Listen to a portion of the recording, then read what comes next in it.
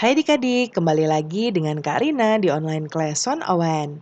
Kali ini kita akan belajar kelas 6 tema 8, subtema 1, perbedaan waktu dan pengaruhnya.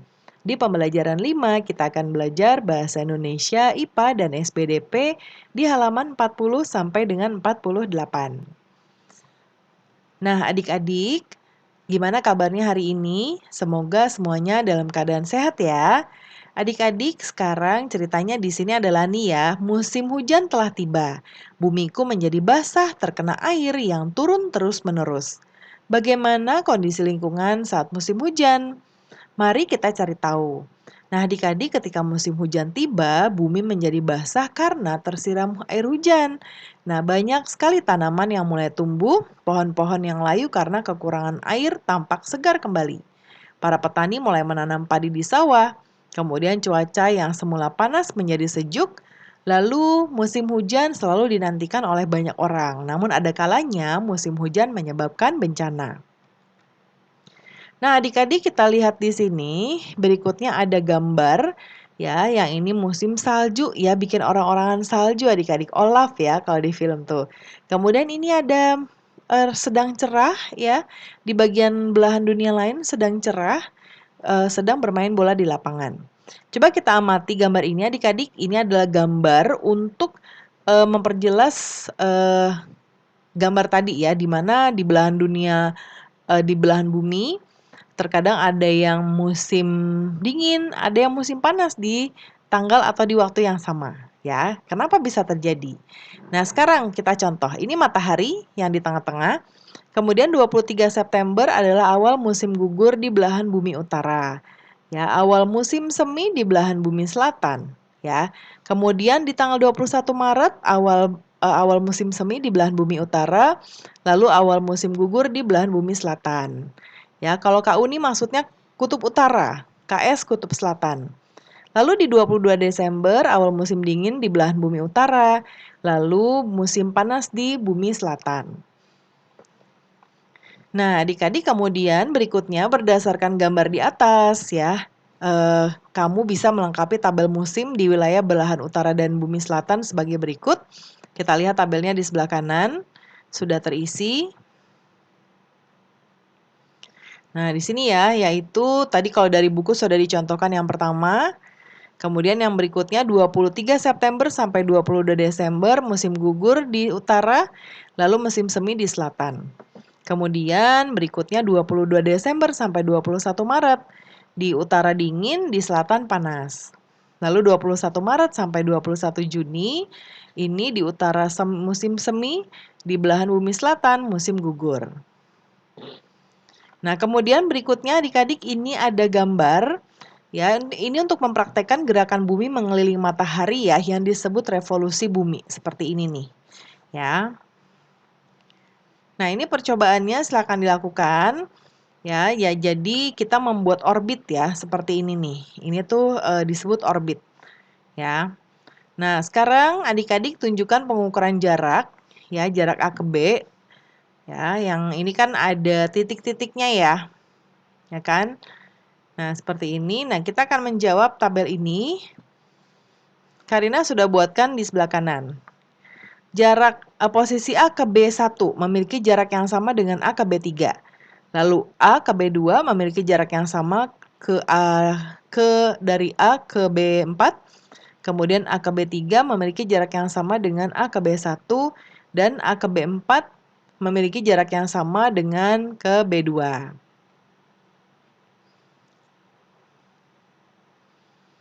Kemudian berikutnya, nah seperti ini adik-adik ya, ada kutub utara, ada selatan.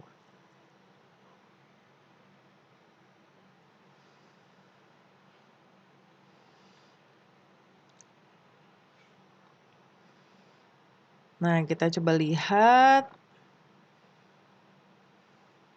Ini ya, kelewatan adik-adik. Dari hasil pengukuran jarak di atas, apa yang dapat kamu simpulkan tentang bentuk orbit bumi? Berdasarkan hasil pengukuran jarak di atas, maka dapat disimpulkan bahwa lintasan orbit bumi mengelilingi matahari berupa elips ya. Kemudian berikutnya, nah di sini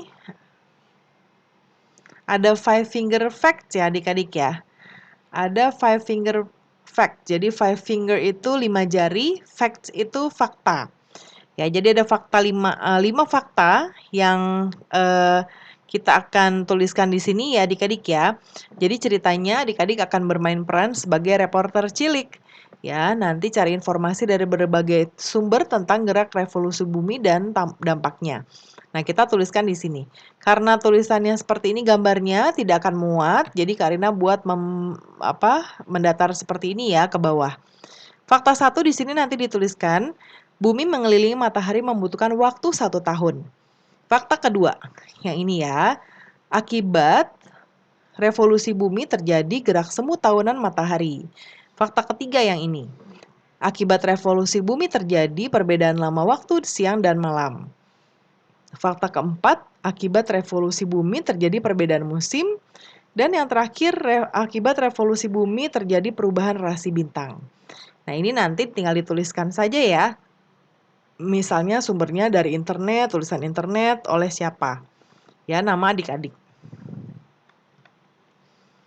Kemudian berikutnya olahlah kembali poin-poin informasi yang kamu dapatkan menjadi poin-poin berita dengan menggunakan gaya penyajian berita seperti seorang reporter.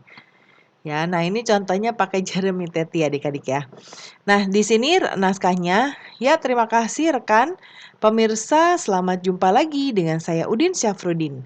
Saya di sini akan menyampaikan informasi tentang revolusi bumi dan dampaknya. Pemirsa, sebagai warga negara Indonesia, kita hanya bisa merasakan 2 musim saja, yaitu musim hujan dan kemarau. Mengapa kita hanya mengalami 2 musim saja? Jawabannya adalah revolusi bumi. Ingin tahu pembahasan selengkapnya tentang revolusi bumi beserta akibatnya? Simak laporan berikut ini. Ya, kemudian isi laporannya berdasarkan informasi yang saya dapat, revolusi bumi adalah perputaran bumi mengelilingi matahari. Lamanya bumi berevolusi adalah 1 tahun. Lintasan yang dilalui bumi selama berevolusi disebut orbit.